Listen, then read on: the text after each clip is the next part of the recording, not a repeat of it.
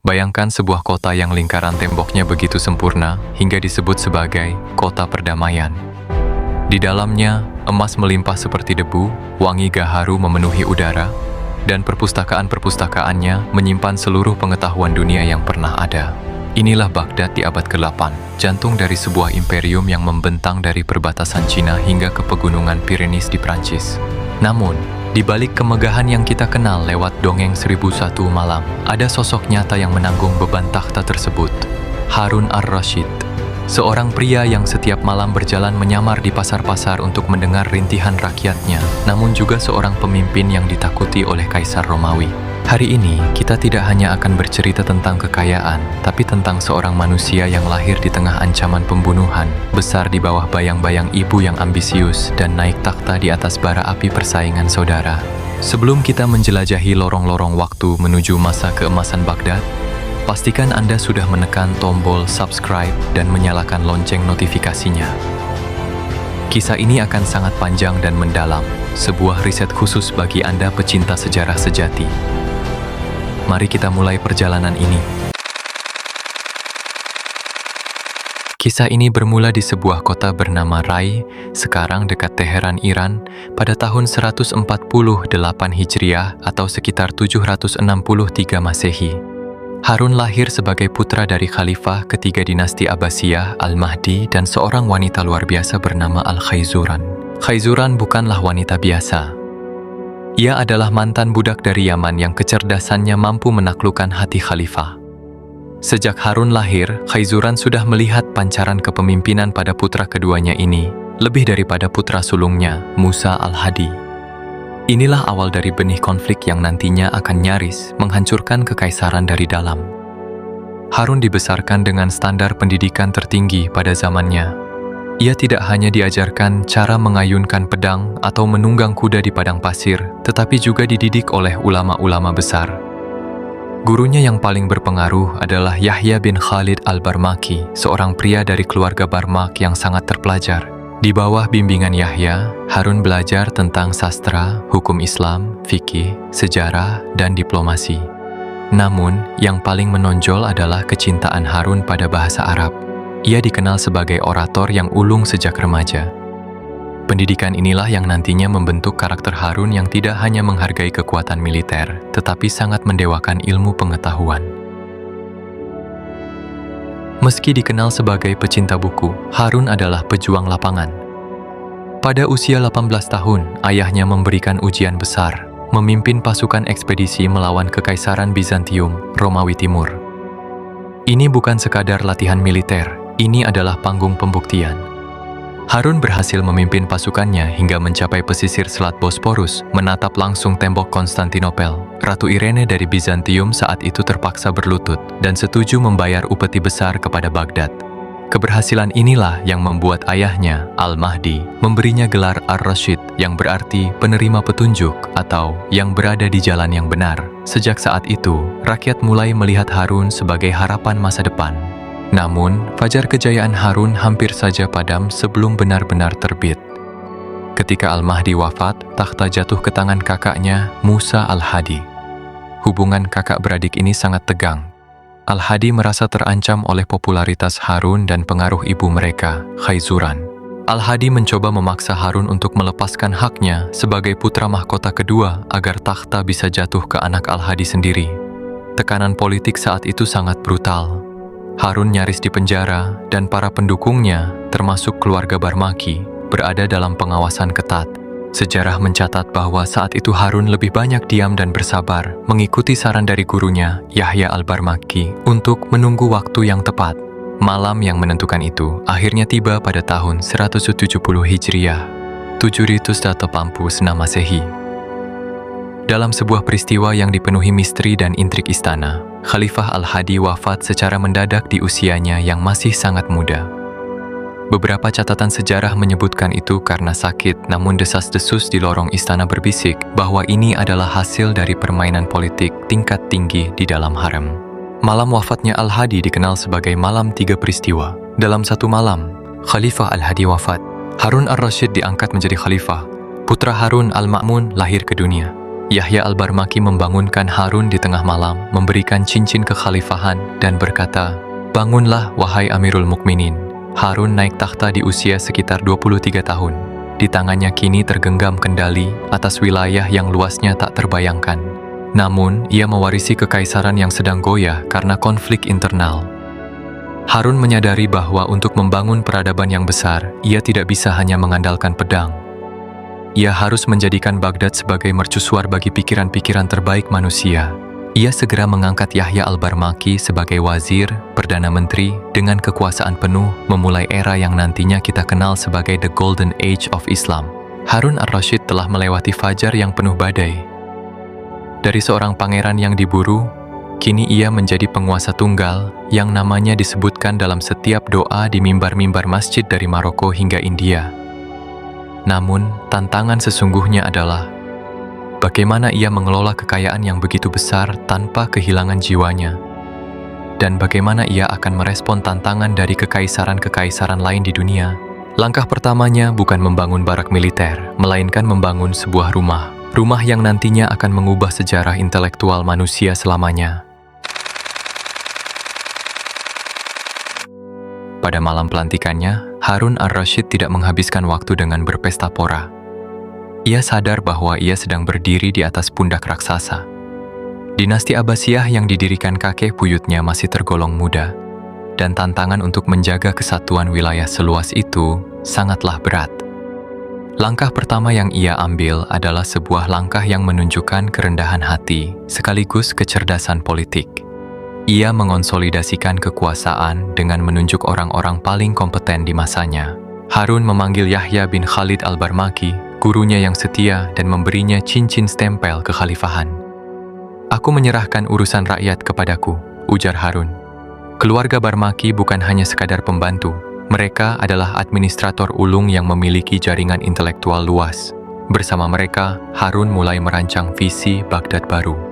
Baghdad saat itu dikenal sebagai Madinat As-Salam, kota perdamaian. Namun, di bawah Harun, kota ini bertransformasi menjadi megapolitan yang tak tertandingi. Bayangkan sebuah kota berbentuk lingkaran sempurna dengan tembok ganda yang menjulang tinggi. Di tengahnya berdiri istana gerbang emas, Bab al-Dahab, dengan kubah hijaunya yang ikonik, seolah-olah menjadi titik pusat dari seluruh mata angin di bumi. Harun memahami bahwa kekuatan sebuah negara bukan hanya pada bentengnya, tapi pada ekonominya. Ia membuka jalur perdagangan seluas-luasnya. Kapal-kapal dagang dari Cina membawa sutra dan porselen, kafilah dari Afrika membawa emas dan gading, sementara pedagang dari wilayah Nusantara membawa rempah-rempah berharga. Sungai Tigris yang membelah Baghdad dipenuhi oleh ribuan kapal, mulai dari sampan kecil hingga kapal samudra besar. Pelabuhan Baghdad menjadi tempat di mana bahasa-bahasa dari seluruh dunia bercampur baur. Rakyatnya hidup dalam kemakmuran yang belum pernah terlihat sebelumnya.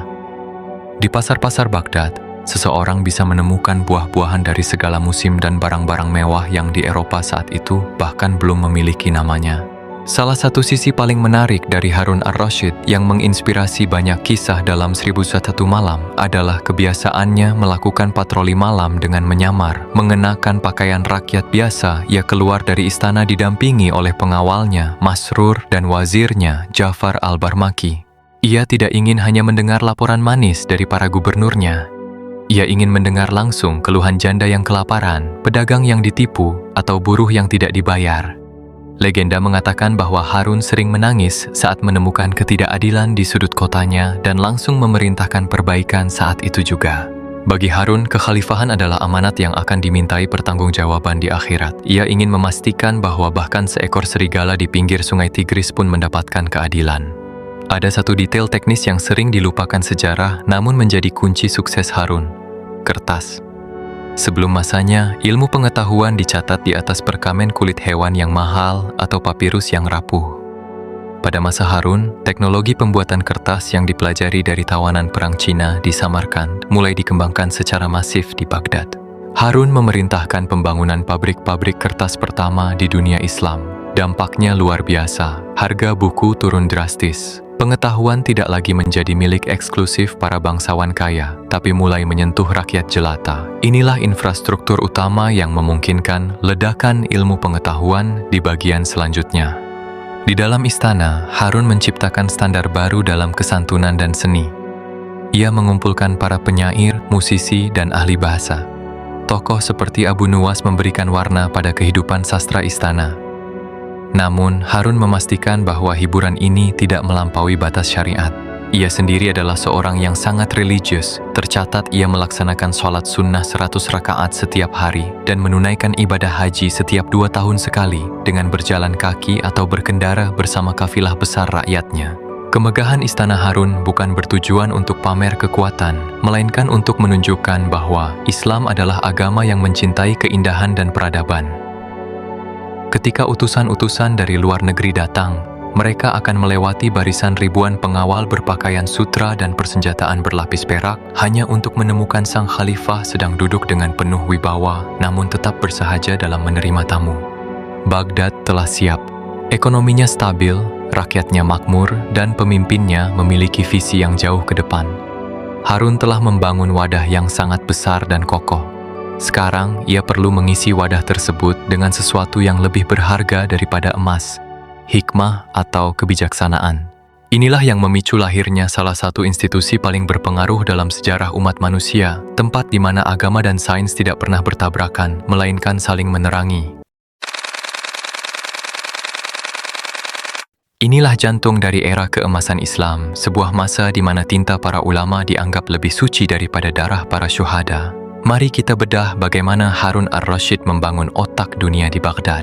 Jika penguasa lain di zaman itu sibuk menimbun emas di dalam peti-peti tersembunyi, Harun ar-Rasyid melakukan hal yang dianggap gila oleh banyak raja dunia. Ia menukarkan emasnya dengan tumpukan kertas dan naskah kuno. Inilah awal mula berdirinya Baitul Hikmah atau Rumah Kebijaksanaan. Awalnya, Baitul Hikmah hanyalah sebuah perpustakaan pribadi untuk koleksi naskah sang ayah dan kakeknya. Namun, di tangan Harun, tempat ini diubah menjadi akademi sains, pusat penerjemahan, dan laboratorium penelitian terbesar yang pernah ada sejak perpustakaan Alexandria di zaman Yunani kuno. Harun ar-Rasyid mengeluarkan kebijakan yang mengguncang dunia intelektual. Siapapun yang berhasil menerjemahkan buku ilmiah dari bahasa asing, Yunani, Sanskerta, Suryani, atau Persia, ke dalam bahasa Arab, maka buku tersebut akan ditimbang, dan sang penerjemah akan dibayar dengan emas seberat buku tersebut. Bayangkan dampaknya, para sarjana dari seluruh penjuru dunia berbondong-bondong datang ke Baghdad. Mereka membawa naskah-naskah kuno karya Aristoteles, Plato, Euclid, hingga naskah kedokteran dari India. Ketika Eropa sedang membakar buku karena dianggap sihir, Harun ar-Rasyid justru menjaganya, menerjemahkannya, dan mengembangkannya. Meleburnya sekat agama dan bangsa, Baitul Hikmah adalah bukti nyata toleransi Harun. Di koridor-koridor akademi ini, ilmuwan Muslim, Kristen, Yahudi, dan Majusi bekerja berdampingan. Harun tidak peduli apa agama mereka, yang ia pedulikan adalah apa yang ada di dalam kepala mereka. Tokoh seperti Hunain bin Ishaq, seorang Kristen Nestorian, menjadi salah satu penerjemah paling produktif di bawah perlindungan Harun. Baginya, kebenaran ilmiah adalah milik bersama umat manusia. Harun sering berkata bahwa ilmu pengetahuan adalah harta yang hilang bagi umat Islam, maka ambillah dimanapun kamu menemukannya. Di bawah naungan Harun ar-Rasyid, Baitul Hikmah bukan hanya tempat menyalin, tapi tempat berinovasi. Disinilah cikal bakal banyak ilmu modern lahir. Matematika, para ilmuwan mulai menyempurnakan sistem angka India, angka 0, yang nantinya kita kenal sebagai angka Arab. Astronomi, Harun membangun observatorium pertama di Baghdad. Para astronom menghitung keliling bumi dengan akurasi yang mengejutkan, jauh sebelum Galileo lahir di Eropa. Kedokteran, rumah sakit, bimaristan, pertama yang gratis bagi rakyat didirikan di Baghdad. Dokter-dokter harus melewati ujian lisensi, sebuah sistem yang masih kita gunakan sampai sekarang. Bagi Harun, mengejar ilmu pengetahuan adalah bentuk ibadah. Ia percaya bahwa semakin manusia memahami cara kerja alam semesta, semakin manusia mengenal keagungan Sang Pencipta. Inilah yang membuat Baghdad tidak hanya maju secara materi, tapi juga secara spiritual. Pernah suatu ketika, seorang ulama besar datang ke istana dan melihat tumpukan buku yang begitu banyak di meja Harun. Sang ulama bertanya, "Wahai Khalifah, mengapa engkau begitu haus akan ilmu, padahal engkau sudah memiliki segalanya?" Harun menjawab dengan tenang, Kekuasaan akan hilang bersama kematian, tapi ilmu yang bermanfaat akan terus mengalirkan pahala hingga hari kiamat. Dunia modern saat ini berhutang budi pada kebijakan Harun ar-Rasyid. Tanpa upaya penerjemahan masif di Baitul Hikmah, karya-karya besar Yunani mungkin sudah musnah dimakan waktu atau dihancurkan oleh fanatisme di Eropa. Harun mengawetkan api pengetahuan itu, memberinya bahan bakar baru sebelum nantinya api itu kembali ke Eropa dan memicu masa Renaissance. Baghdad di masa Harun bukan hanya kota bagi orang Arab, tapi ibu kota bagi seluruh otak terbaik di bumi. Namun, kemajuan intelektual ini juga membawa Harun pada panggung diplomasi internasional yang lebih luas. Ia kini harus berhadapan dengan dua kekuatan besar lainnya, Kekaisaran Romawi Suci di barat dan Kekaisaran Bizantium di utara. Harun ar-Rasyid telah berhasil menjadikan ilmu pengetahuan sebagai pondasi negaranya. Namun, kejayaan sebuah imperium tidak hanya diuji di perpustakaan, tapi juga di meja perundingan dan medan perang. Bagaimana sang khalifah bersahabat dengan raja di barat untuk menekan musuh di utara? Dan kado aneh apa yang membuat seluruh Eropa gemetar karena mengira Harun menggunakan sihir?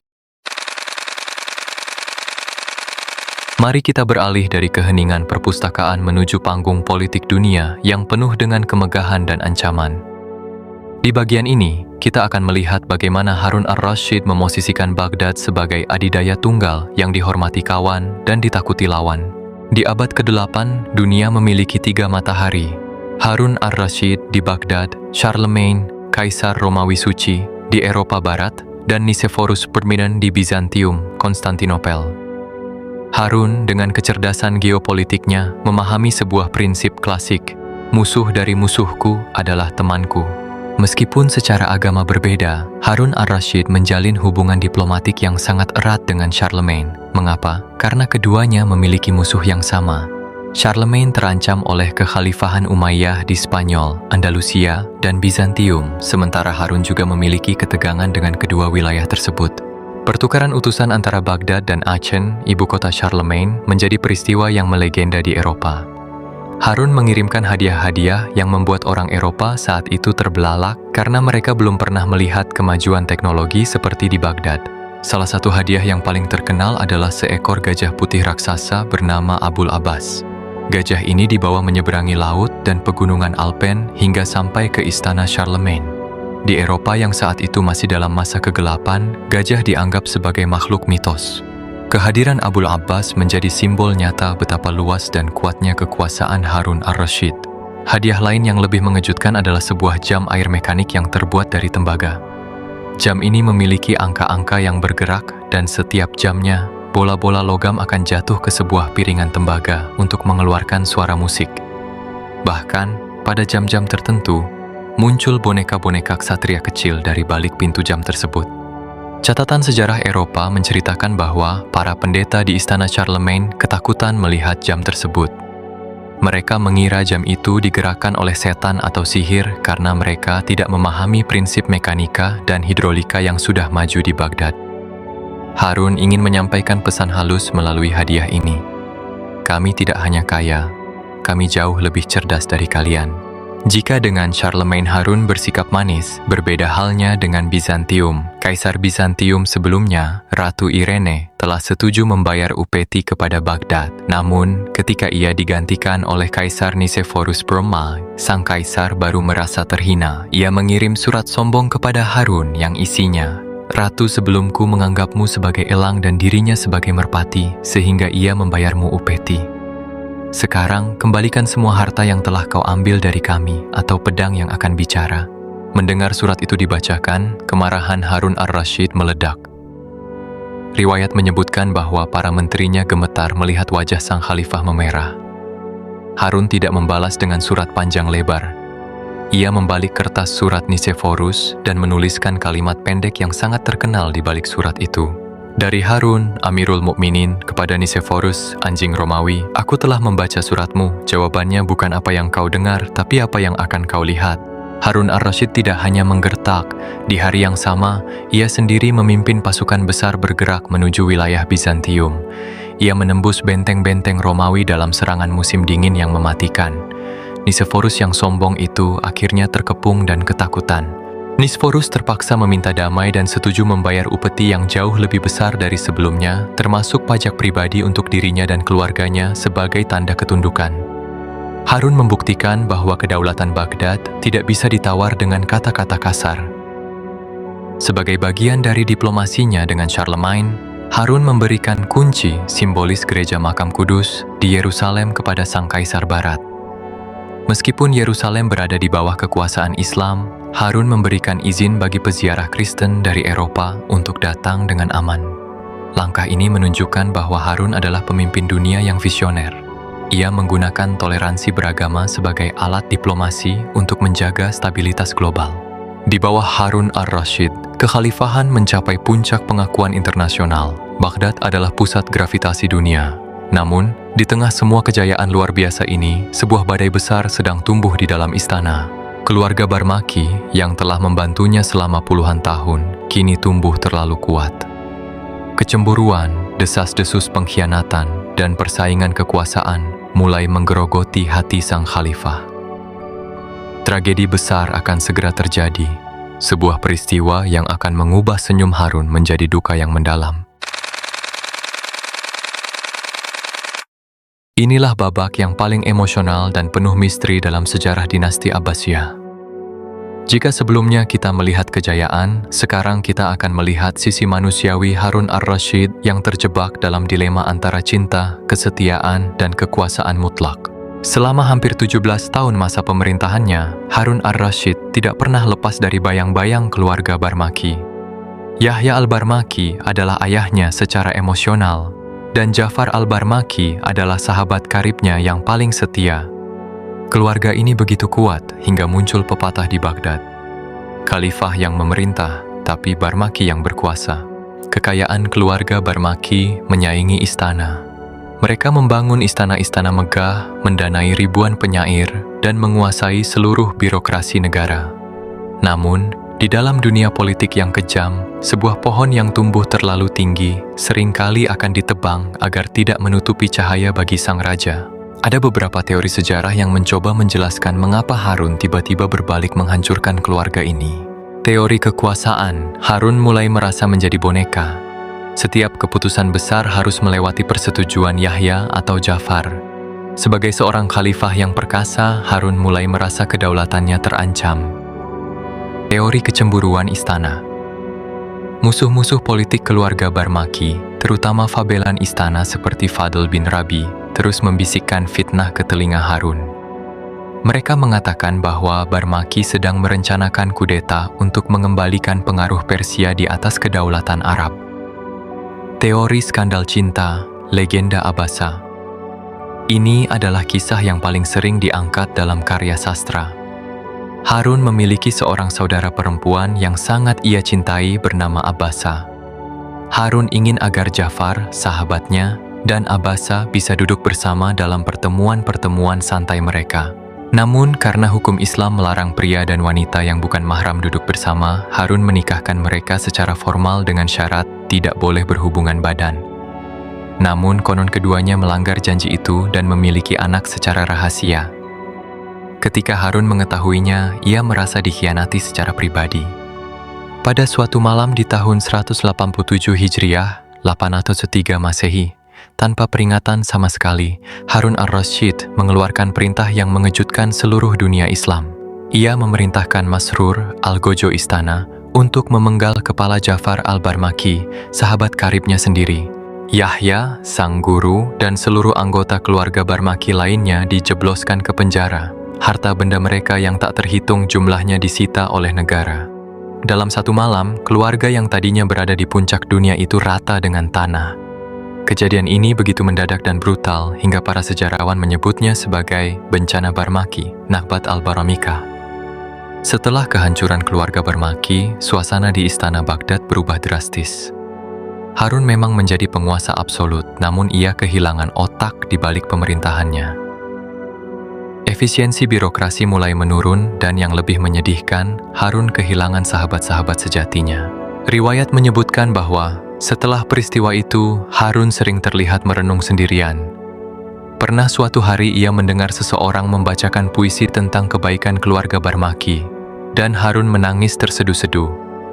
Ketika adiknya bertanya mengapa ia menangis padahal ia sendiri yang menghukum mereka, Harun menjawab dengan penuh penyesalan, "Aku membunuh mereka demi negara, tapi aku kehilangan jiwaku bersama mereka."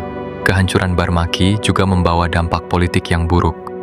Wilayah-wilayah jauh seperti Afrika Utara, Tunisia, mulai bergejolak karena hilangnya administrator-administrator handal. Harun terpaksa lebih sering turun ke medan perang untuk memadamkan pemberontakan yang muncul silih berganti. Kekuatan militer yang tadinya digunakan untuk ekspansi, kini banyak tersedot untuk menjaga stabilitas internal. Harun mulai menyadari bahwa mengelola sebuah imperium tanpa orang-orang yang jujur dan setia adalah beban yang sangat berat bagi satu pasang pundak saja. Tragedi Barmaki adalah titik balik dalam hidup Harun ar-Rasyid. Ia memang tetap menjadi khalifah yang agung, namun keceriaan di wajahnya mulai pudar, rambutnya mulai memutih, dan kesehatannya perlahan menurun. Namun, di masa-masa senjanya, Harun tidak memilih untuk beristirahat di ranjang empuk istana. Ia memilih untuk kembali mengenakan baju zirahnya, menunggang kudanya, dan pergi ke perbatasan jauh untuk terakhir kalinya. Perjalanan terakhir yang akan mengakhiri napas sang legenda 1001 malam. Inilah babak terakhir dari perjalanan hidup sang pemimpin besar. Kita akan melihat bagaimana matahari Baghdad akhirnya terbenam, namun meninggalkan cahaya yang tetap menyinari dunia bahkan 1000 tahun setelah kematiannya. Tahun-tahun terakhir kehidupan Harun ar-Rasyid tidak dihabiskan dalam kemewahan istana. Meskipun ia adalah penguasa dari salah satu imperium terkaya dalam sejarah manusia, hatinya justru semakin dekat dengan akhirat seiring bertambahnya usia. Tragedi Barmaki dan beban kekuasaan yang tak bertepi membuatnya menyadari bahwa kemuliaan dunia hanyalah pinjaman singkat. Pada tahun 193 Hijriah, 809 Masehi, sebuah pemberontakan besar pecah di wilayah Khurasan, wilayah Iran, Asia Tengah saat ini. Meskipun kesehatan Harun sedang menurun drastis dan para tabib istana menyarankannya untuk tetap tinggal di Baghdad, sang khalifah menolak. Seorang pemimpin tidak boleh mati di atas ranjang sementara rakyatnya berada dalam kekacauan, tegasnya. Harun memimpin pasukannya menempuh perjalanan ribuan mil. Namun, di tengah jalan, tepatnya di kota Tus, penyakit perut yang dideritanya semakin parah. Ia menyadari bahwa ajalnya sudah dekat. Di saat-saat terakhirnya, Harun melakukan sesuatu yang sangat menyentuh. Ia memerintahkan para pengawalnya untuk menggali liang lahatnya sendiri di depan matanya. Ia menatap lubang tanah itu sambil membacakan ayat suci Al-Quran, mengingatkan dirinya sendiri bahwa ia akan kembali ke tanah tanpa membawa satu keping emas pun dari perbendaharaan Baghdad. Harun ar-Rasyid wafat pada usia yang relatif muda, yakni 46 atau 47 tahun. Beritanya mengguncang seluruh dunia. Dari katedral-katedral di Eropa hingga kuil-kuil di Asia, orang-orang tahu bahwa seorang raksasa telah jatuh. Ia dimakamkan di Tus, tempat yang nantinya secara ironis juga menjadi tempat peristirahatan terakhir ulama besar Imam Al-Ghazali. Kematiannya menandai berakhirnya fase pertama kejayaan Abbasiyah. Meskipun kekaisaran berlanjut, keutuhan dan kewibawaan yang dimiliki Harun sulit untuk ditandingi oleh para penerusnya. Warisan Harun ar-Rasyid bukan terletak pada luasnya wilayah penaklukan, melainkan pada transformasi mental umat manusia, standar intelektual dunia. Berkat Baitul Hikmah, bahasa Arab menjadi bahasa sains internasional selama berabad-abad, seperti bahasa Inggris di era modern. Ilmuwan Barat belajar dari teks-teks yang dijaga oleh Harun. Ia adalah pionir dalam membangun infrastruktur publik, rumah sakit gratis, sistem pengairan yang canggih, dan keamanan jalur perdagangan yang membuat ekonomi global tumbuh. Namanya menjadi ikon dalam literatur dunia melalui Alf Laila wa Laila, 1001 Malam. Meskipun banyak kisahnya yang fiktif, namun esensi Harun sebagai pemimpin yang mencintai keadilan dan pengetahuan tetap akurat secara historis. Ia membuktikan bahwa Islam bisa menjadi payung bagi berbagai etnis dan agama untuk bekerja sama memajukan peradaban, menciptakan apa yang disebut para sosiolog sebagai zaman keemasan yang sesungguhnya. Kisah Harun ar-Rasyid mengajarkan kita bahwa kekayaan paling besar sebuah bangsa bukanlah cadangan emasnya, melainkan tumpukan buku di perpustakaannya dan keadilan di pengadilannya. Ia adalah seorang khalifah yang mampu menggenggam dunia di tangannya, namun tetap meletakkan akhirat di hatinya. Ia memang telah tiada, namun setiap kali kita melihat angka 0 dalam matematika, setiap kali kita membaca literatur tentang bintang-bintang di langit, dan setiap kali kita menghargai toleransi di tengah perbedaan, disitulah jejak Harun ar-Rasyid tetap hidup. Terima kasih telah menemani perjalanan panjang ini. Kisah Harun ar-Rasyid adalah cermin bagi kita semua tentang bagaimana mengelola kesuksesan dengan kebijaksanaan. Jika Anda merasa mendapatkan nilai baru dari narasi ini, jangan ragu untuk menekan tombol subscribe serta like dan berikan komentar tokoh sejarah mana lagi yang ingin kita bedah secara mendalam seperti ini. Sekian, wassalamualaikum.